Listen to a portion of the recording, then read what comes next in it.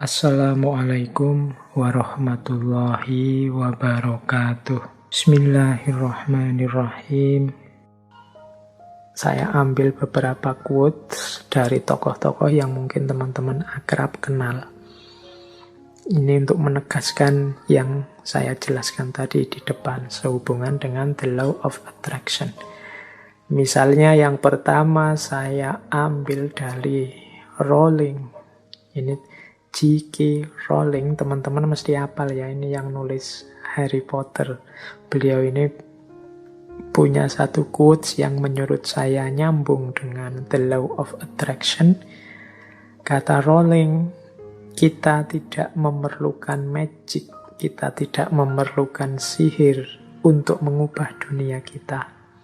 Kita sudah punya semua kekuatan yang kita butuhkan dalam diri kita. Jadi kita ingin dunia ini wajahnya seperti apa? Kuncinya ada di kita. Kita ingin seperti apa saja, kita punya kekuatan, kita punya potensi untuk itu. Kita ingin membangun dunia menjadi sangat indah atau hancur lebur, sama-sama kita punya daya untuk melakukannya. Nggak harus nunggu belajar ilmu sihir kayak Harry Potter itu, nggak harus. Engkau bisa sudah. Engkau memimpikan apapun, engkau bisa, engkau mampu. Nah, yang kedua, untuk mencapai tujuan yang belum pernah dicapai sebelumnya, engkau harus mulai melakukan apa yang belum pernah engkau lakukan sebelumnya. Ini dari Stephen Covey yang menulis buku populer sekali, judulnya The 7 Habits of Highly Effective People. Jadi menurut Stephen Covey, ya kalau engkau ingin mencapai tujuan yang lebih tinggi, yang belum pernah dicapai sebelumnya, ya pertama-tama engkau harus melakukan apa yang belum pernah engkau lakukan sebelumnya.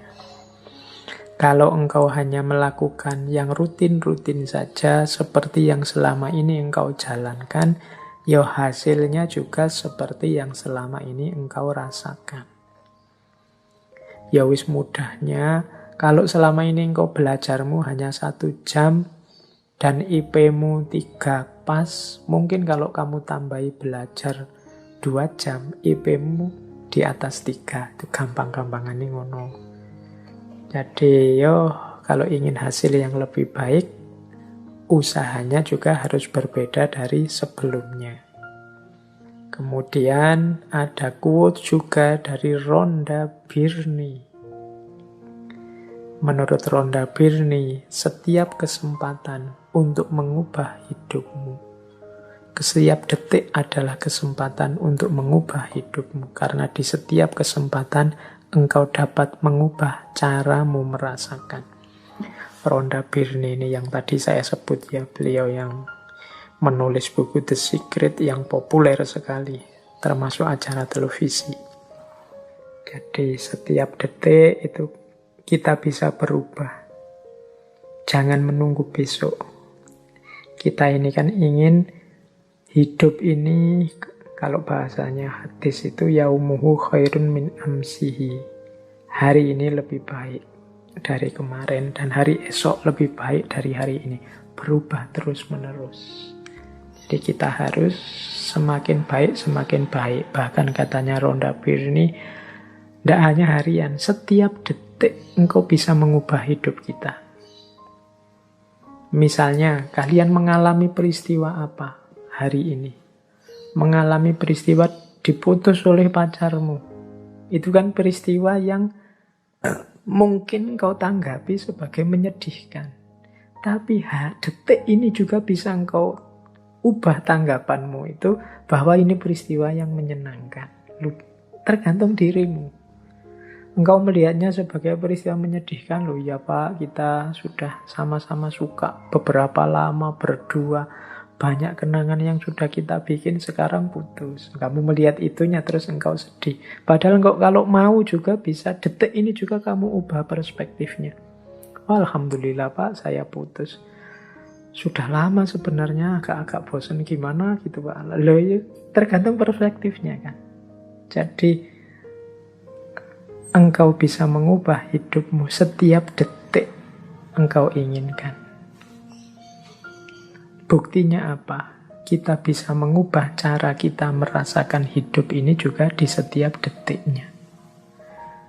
Banyak uang itu susah atau senang, tergantung tanggapanmu dan bisa kamu ubah sewaktu-waktu.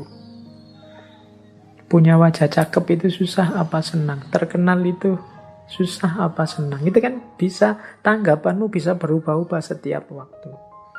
Berarti apa? Sebenarnya untuk mengubah hidup kita itu tidak usah menunggu apa-apa. Setiap detiknya kita bisa berubah tergantung bagaimana kita mengelola, menyerap, merasakan hidup kita. Baik, ini Rhonda Byrne tentang perubahan. Saya lanjutkan. Kalau ini dari Deepak Chopra, ini nama yang mungkin teman-teman pernah dengar, tokoh dari gerakan New Age, salah satu tokoh populer, penulis, juga bergerak di bidang pengobatan alternatif. Nah, Deepak Chopra, beberapa bukunya juga diterjemahkan dalam bahasa Indonesia. Beliau punya quotes begini, kalau engkau ingin hidup bahagia, buatlah orang lain bahagia. Kalau engkau ingin menemukan orang yang tepat dalam hidupmu, jadilah orang yang tepat untuk orang lain. Kalau engkau ingin melihat perubahan di dunia, jadilah perubahan yang engkau inginkan itu. Nah, ini menurut Deepak Chopra, ya kalau kita ingin dunia ini damai, kalau kita ingin dunia ini tertib, kalau kita ingin dunia ini dengan segala ideal yang ada di kepala kita, pertama-tama yang harus kita ubah adalah diri kita sendiri. Kalau ingin dunia ini damai, yo kita jadi orang yang damai dulu.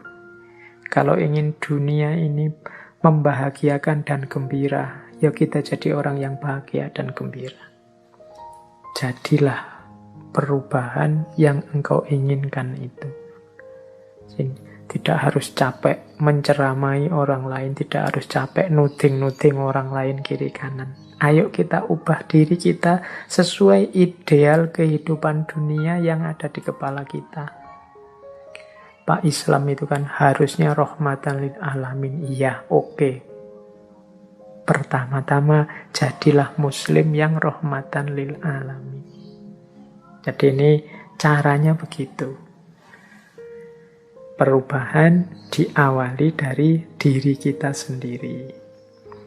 Nah, ditegaskan nanti selanjutnya di quotes itu ada Martin Luther King Jr.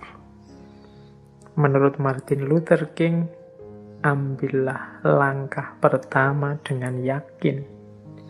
Tidak harus engkau melihat semua anak tangga, hanya lakukan saja langkah pertama. Kita ini kan sering ragu-ragu, mau mengubah hidup, mau apalagi mancang cita-cita, mau memimpikan sesuatu. Itu saya sebut tadi banyak tidak berani, sehingga hidup kita tidak berubah-berubah. Maka menurut Martin Luther King, ini beliau kan aktivis, juru bicara gerakan sipil di Amerika Serikat, sekitar tahun 54 sampai 58. Kapan-kapan kita bahas beliau, termasuk juga tadi Deepak Chopra.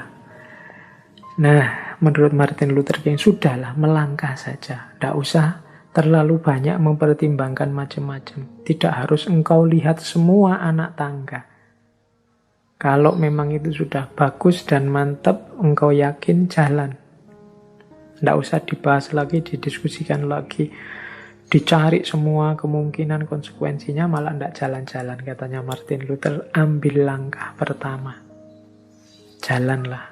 Kalau tidak begitu hidupmu tidak akan berubah. Terlalu banyak pertimbangan. Oke, baik. Kita lanjutkan lagi. Nah, law attraction wisdom yang ketiga. Ini saya ambil juga beberapa quotes.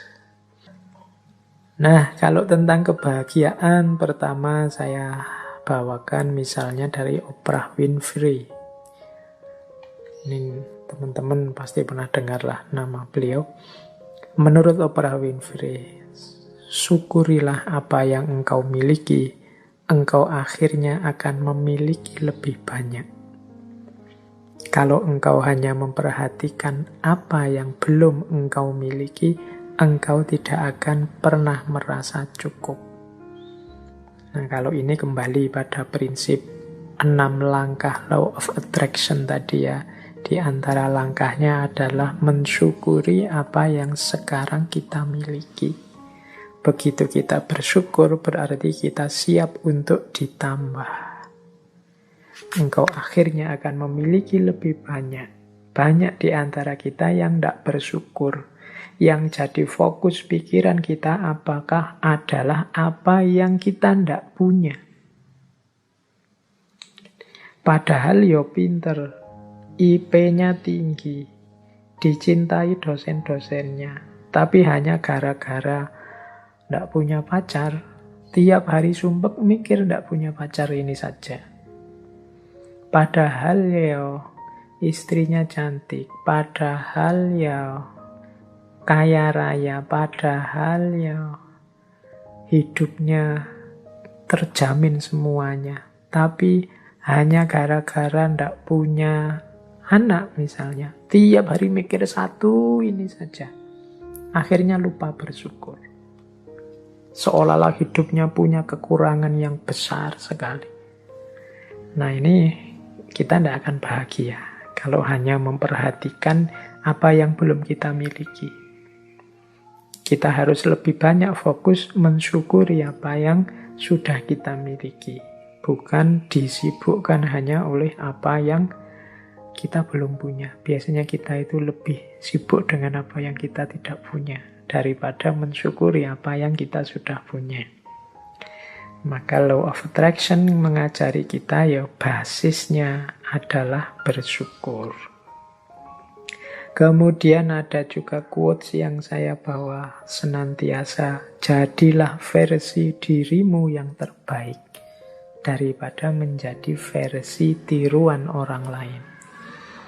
Quotes ini mengajarkan kita untuk kita harus otentik, berani bermimpi, berani menginginkan. Banyak di antara kita yang menginginkan sesuatu saja tidak berani, memimpikan sesuatu saja tidak berani. Kita bisanya hanya mengikuti orang. Kita bisanya menjadi versi tiruannya orang lain. Kita tidak eksis jadi diri kita sendiri. Kita punya kiblat yang kiblat itu menjadi tiruan diri kita. Jadi kita selalu, saya ingin menjadi seperti ini, menjadi seperti itu. Kita tidak mendeklarasi untuk jadi diri kita sendiri, tapi versi yang terbaik, versi yang optimal, versi yang maksimal. Ya bekalnya tetap ilmu, bekalnya tetap muhasabah, merenungi diri aku, ini versi terbaikku seperti apa, kelemahan-kelebihanku apa.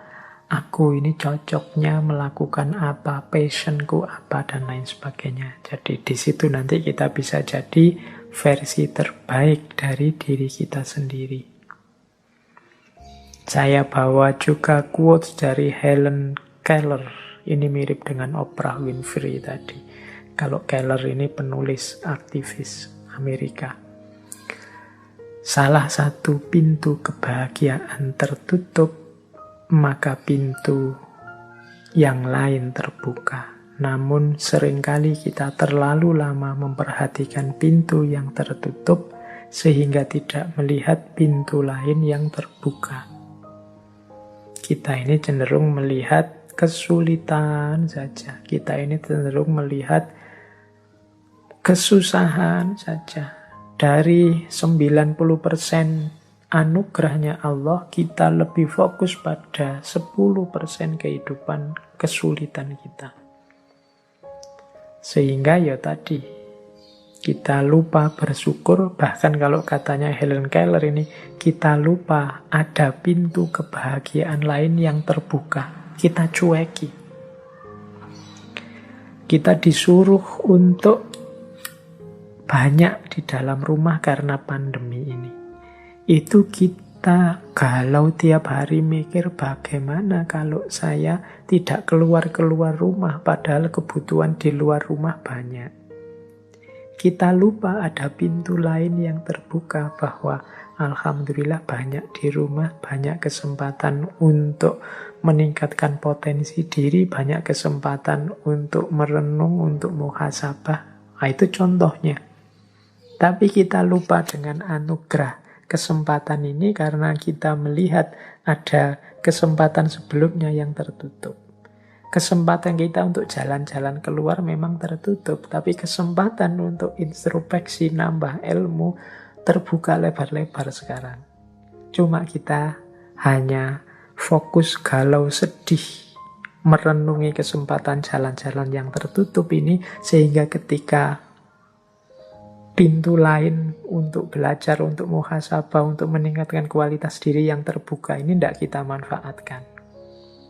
Akhirnya pandemi berakhir, terus kita tolah-toleh. Tidak ada hasilnya apa-apa, aku di rumah berbulan-bulan, hampir 1 tahun ini. Nah, itu karena kita fokus pada kesulitan, lupa pada keberlimpahan hidup. Lupa pada pintu-pintu lain yang terbuka. Biasanya aku sibuk bekerja, waktu untuk keluarga sedikit. Sekarang disuruh di rumah, waktu untuk keluarga harusnya banyak, tapi tidak termanfaatkan dengan baik karena aku repot kerja di rumah, repot menggelisahi, tidak bisa kerja keluar rumah. Akhirnya anugerah yang terbuka itu tidak termanfaatkan. Jadi saat satu pintu kebahagiaan tertutup, pintu yang lain terbuka. Namun seringkali kita terlalu lama memperhatikan pintu yang tertutup sehingga kita tidak melihat pintu lain yang terbuka.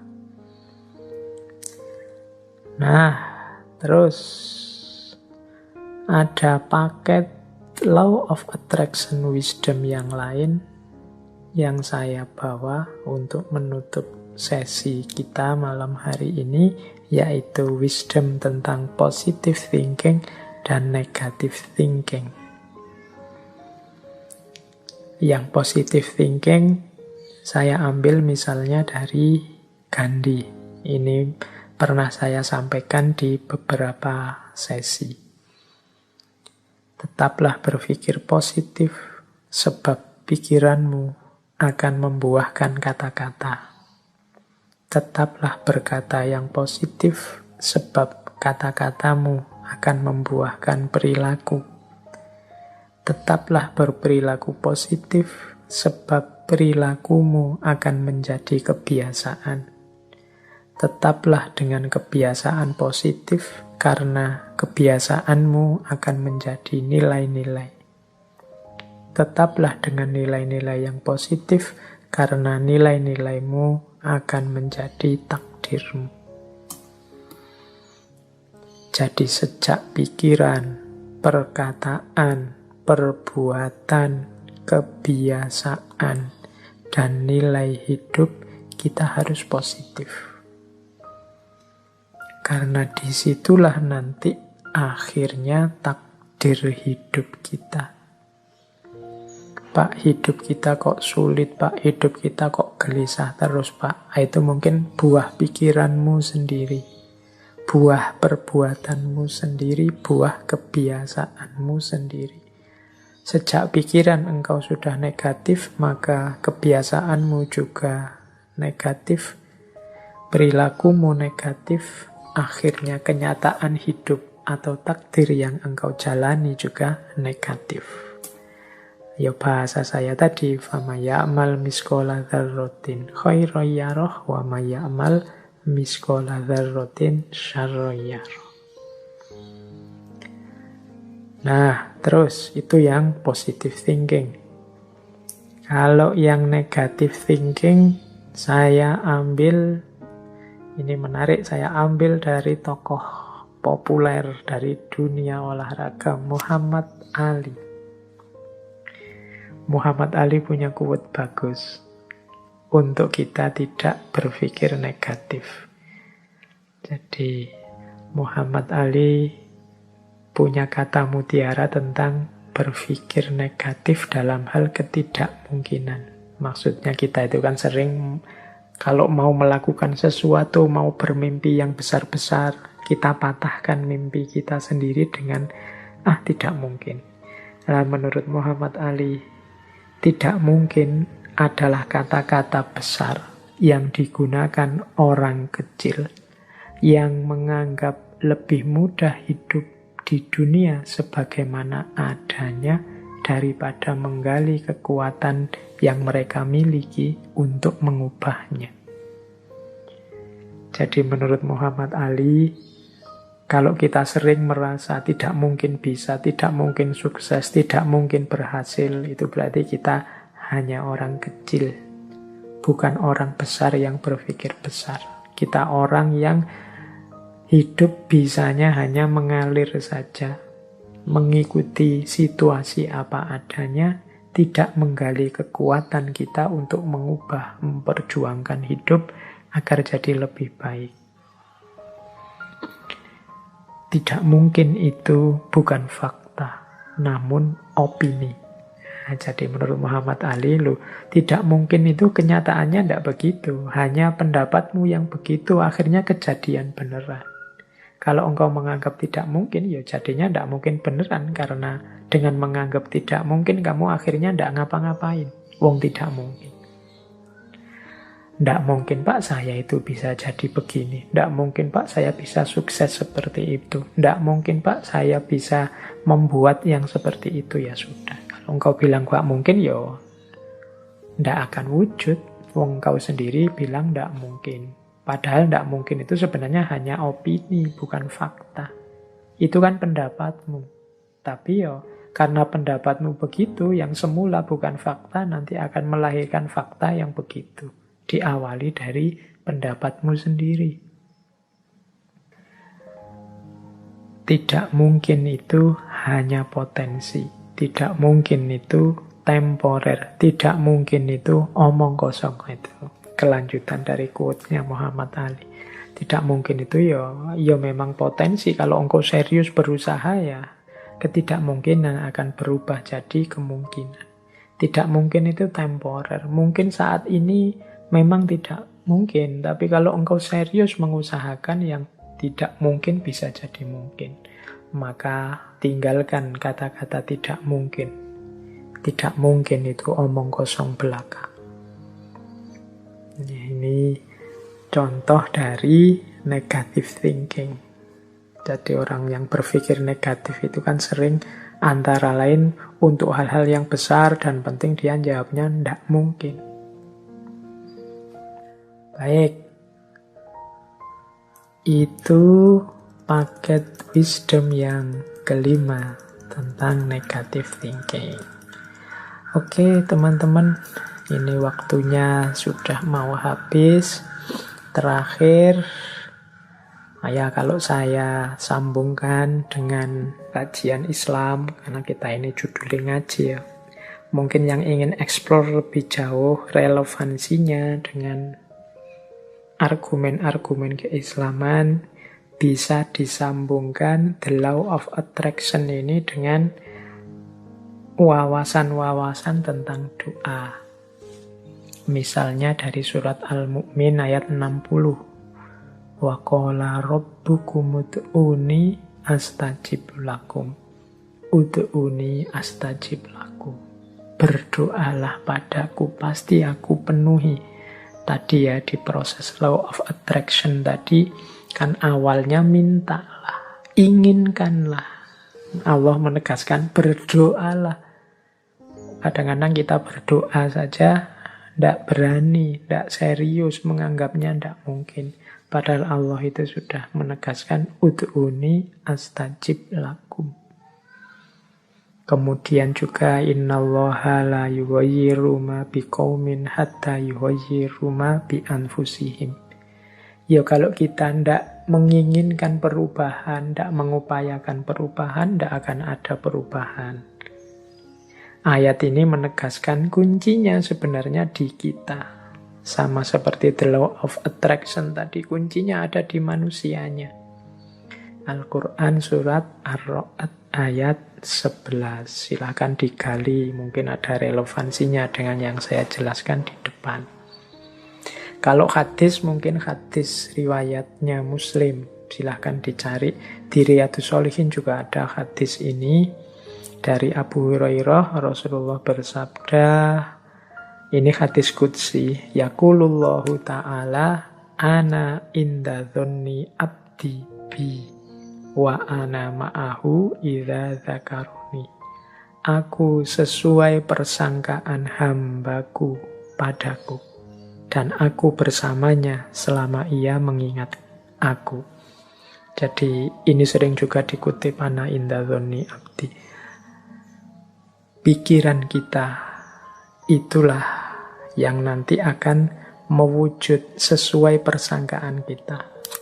Kalau kita berpikir yang positif-positif, dzon kita isinya yang baik-baik, husnudzon, yaitu nanti yang akan diwujudkan oleh Allah, itu yang akan terjadi. Tapi kalau isinya yang jelek-jelek, prasangka-prasangka kita negatif, yaitu juga yang nanti akan mewujud. Terserah persangkaan hambaku padaku. Kalau engkau menganggap Allah maha penyayang, maha pemurah, ana inda dhonni abdi, demikian juga sebaliknya. Ya silahkan, mungkin ada yang tertarik mau meneliti teori the law of attraction ini. Kalau dalam perspektif Islam dengan Al-Quran dan hadisnya, mungkin ada kesamaan-kesamaan tertentu dengan ayat-ayat atau hadis-hadis atau pandangan para ulama tertentu. Yo, mungkin ada yang, Pak, kalau begitu apa ndak cocokologi? Kan sekarang banyak kritik-kritik kalau ada orang mengeluarkan gagasan terus disebut cocokologi. Mencocok-cocokkan saja. Ya perlu diketahui dalam ranah esoteris, dalam ranah yang lebih spiritual, kebenaran-kebenaran itu bertaut. Jadi ketemu. Isinya memang mirip dan bahkan sama. Dalam Islam ada cinta, dalam Kristen ada cinta, dalam Buddha ada cinta, dalam Hindu ada cinta, dalam khazanah peradaban-peradaban kuno ada cinta. Ini tidak bisa kemudian disebut, kalau saya membicarakan cinta kemudian menyambungkan antara tradisi Islam dengan tradisi yang lain, disebut cocokologi. Karena memang kebenaran-kebenarannya bertaut, nyambung. Ya, nanti teman-teman bisa memperbandingkan.